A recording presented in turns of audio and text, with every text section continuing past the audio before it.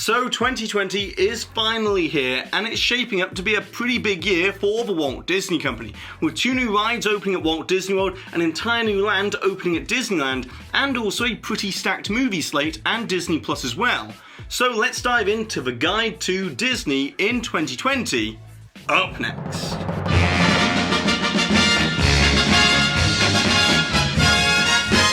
Sponsored by Mickey Travels, a platinum level authorized Disney vacation planner which can take the hassle out of all of your vacation planning. So visit the link in the description box to get your free quote today. Hi there Waltoneers, I'm Jack and this is of course DSNY Newscast. So I want to start off by saying Happy New Year to all of you Waltoneers out there, and also a quick warning as I'm going to be showing some footage regarding Rise of Resistance, so skip to this timestamp right here right now if you don't want to be spoilt about the attraction. But anyways, with all of that out of the way, let's get straight into it. As obviously the year starts off in January, but more specifically, it really gets kick-started on January the 17th, as this day marks the opening of quite a lot of new additions to the Disney parks. But the most important has got to be the official opening of the second Rise of the Resistance attraction at Disneyland. As despite Star Wars Galaxy's Edge opening on May 31st at Disneyland 3 months prior to Walt Disney World's version, it has been missing its main attraction, as this is the most ambitious and technologically advanced attraction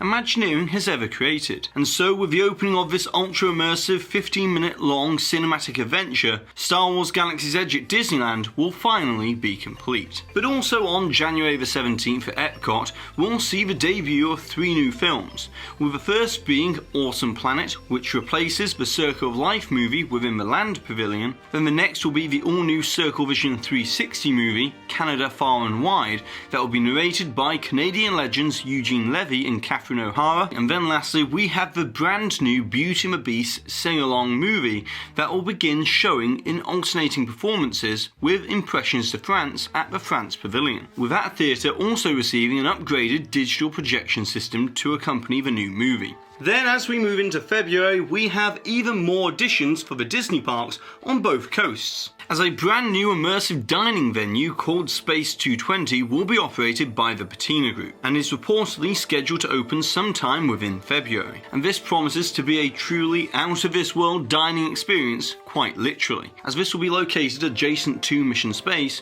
where you'll step aboard a space elevator and travel 220 miles above the Earth's surface to dock with an International Space Station restaurant that will offer you culinary delights from around the world, along with stunning celestial views on a 250-foot wide wraparound digital window. And if I were to bet, I would think that February the 20th would be a great opening date for this restaurant to launch. And that's not the only themed restaurant that's going to be opening at Walt Disney World this year, as the Roundup Rodeo Barbecue is going to be opening next to the entrance to Toy Story Land sometime throughout 2020. However, that's not all, as on February the 28th over in Disneyland, there'll be the debut of the all-new Magic Happens Daytime Parade that replaces the Soundsational Parade, and it will feature classics along with some newer movies, such as Moana along with the demigod Maui, Coco with Miguel, Hector and Mama Imelda, and of course there'll be a Frozen 2 float there as well. And then we come to March, and this is when we'll see the first of the really big new attraction openings, as the long anticipated Mickey and Minnie's Runaway Railway will finally open on Wednesday, March 4th at Disney's Hollywood Studios, making this the first time that Mickey will have ever received his own ride-through attraction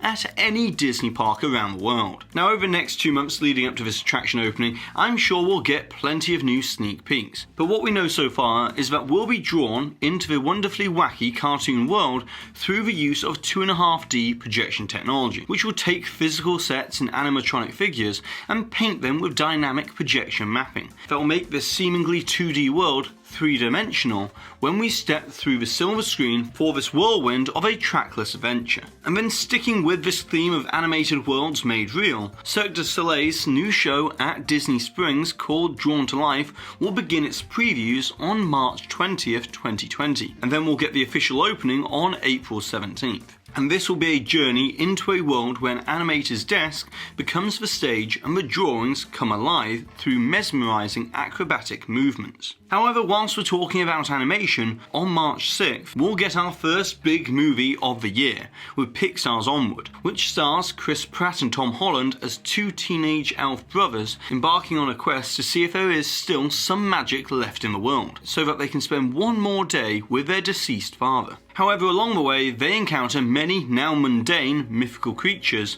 within this suburban fantasy world in their race against the clock to bring the rest of their father back. And then at the end of March, on the 27th, Disney releases their live-action remake of Mulan, which is more of an adaptation that harkens back to the original story, with it sharing less with the 1998 animated version. As we can see from the trailer so far, that it elicits a grittier, dramatic telling of the story, rather than that of a 1998 animated musical. However, those songs will be featured, but only by being infused throughout the instrumental orchestral score instead. And as a nice little segue from an animated classic of the 90s, another is getting its very first ride-through trackless dark ride, as Enchanted Tale of Beauty and the Beast will open as part of Tokyo Disneyland's new Fantasyland offering on April 15th, 2020. And within this classic Fantasyland-style dark ride, you'll be invited to recount the tale as old as time by travelling through the iconic scenes of the 1991 animated classic, with the use of blended physical sets,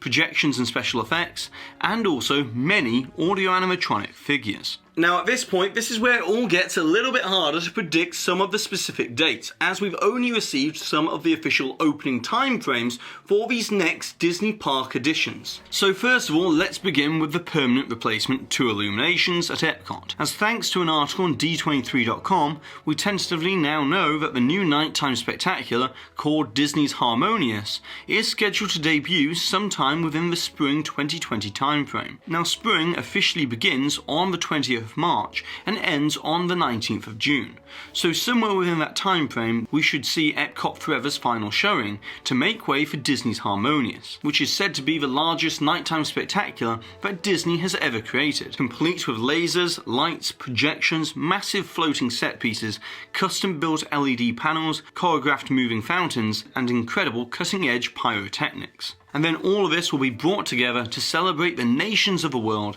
through the power of iconic Disney music and storytelling. But then as spring becomes summer, we've got two more opening periods for both Disneyland and also Walt Disney World. As first of all, the brand new 4D trackless dark ride of Remy's Ratatouille Adventure is set for a summer 2020 opening.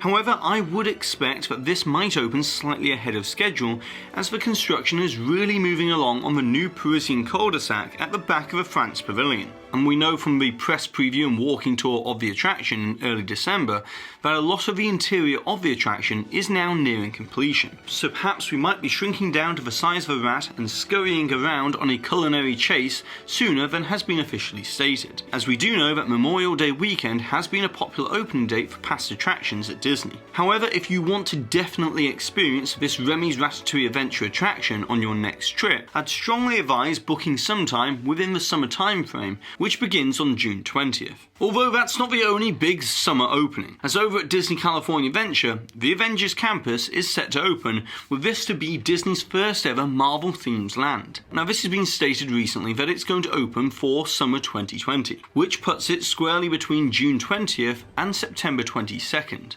Which is a pretty big opening window for this new land. However, judging from the current construction pace on the 4-acre land, I would anticipate an opening from July into August, as there is still quite a lot of work to be done on the Spider-Man Worldwide Engineering Brigade ride, the Ant-Man themed PIM Technologies test kitchen, the Doctor Strange Sanctum, and also the Avengers HQ meet and greet location. However, once complete, you'll get to suit up alongside Earth's mightiest heroes in what will definitely be one of the biggest theme park openings of this year. But now let's switch gears from talking about Marvel within the Disney parks to Marvel at the movies. As on May 1st, Phase 4 of the Marvel Cinematic Universe will begin when Black Widow arrives in theatres, as this film will follow Natasha Romanoff between the events of Captain America Civil War and Avengers Infinity War. However, this will be less like a typical superhero movie, and instead leaning more towards an action-packed spy espionage that will probably have some big implications for the future of the MCU, mainly because Marvel has chosen to tell this story after the events of Endgame.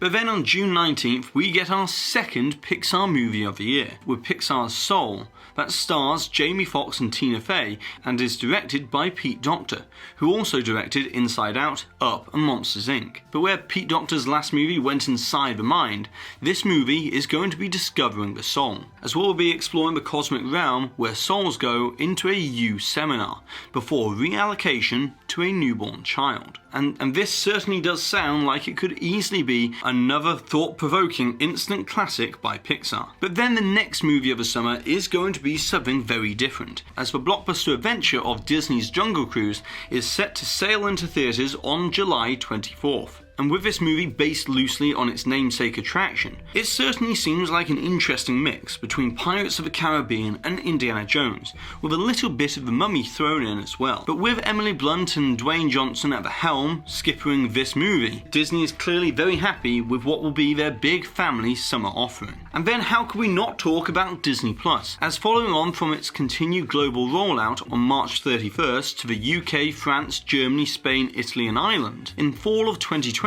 we now know that we're going to receive Season 2 of The Mandalorian, which has been extremely popular and I definitely recommend watching. And also we're going to get the first original Marvel TV shows with Falcon and the Winter Soldier and also WandaVision, which are both set for release in 2020 on Disney Plus as well. And I'm sure that we'll receive loads more in the way of more original content, like exclusive movies and TV shows, but we don't have any other dates announced at this time. But we do have a date of November 6, 2020, as this is going to be when Marvel's The Eternals will be released into theatres. And despite not even having a trailer for this movie as of yet, we do know that it's going to be set around an immortal alien race created by the Celestials called the Eternals, with this tracking their fight to protect humanity over several thousand years from their evil counterparts of the Deviants. And then just before Thanksgiving, on November 25th, Disney Animation will release Raya and the Last Dragon, with this movie centering around a young girl warrior called Raya on her journey across a mysterious land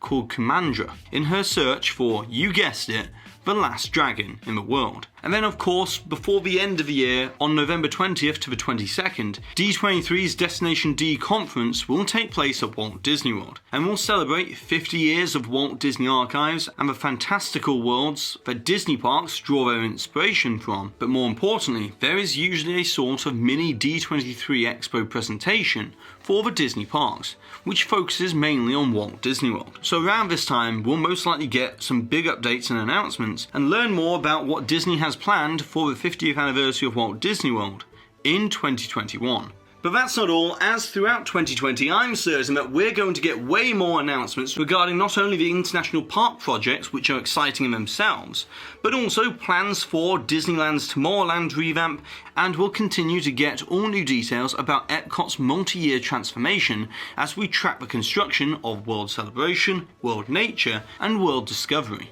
And of course, rumours will begin to swirl about what is coming to Disney parks over the next couple of years, which I'll be sure to be there covering it all in 2020. So stay tuned to DSNY Newscast for all of that. But now, it's over to you, Waltoners. I would love to know, what are you most looking forward to, either in terms of Disney parks, Disney movies, or even Disney Plus, and also the reason why. And of course, don't forget to put the timestamp for where the hidden Mickey appeared somewhere in this video, along with your suggestion or your comment, to be in with a chance to win one of these official DSNY Newscast enamel pins. And congratulations to this Waltoner here for winning this suggestion from a previous video back in December, when we were talking all about the construction of the Beauty and the Beast themed land at Tokyo Disneyland. And so that's it for today, so be sure to go ahead and subscribe down below if you're new to this channel, hit that notification icon so that you always receive an update, and also if you've enjoyed this guide to Disney in 2020, then be sure to give this video a massive thumbs up, as it really does help this channel out.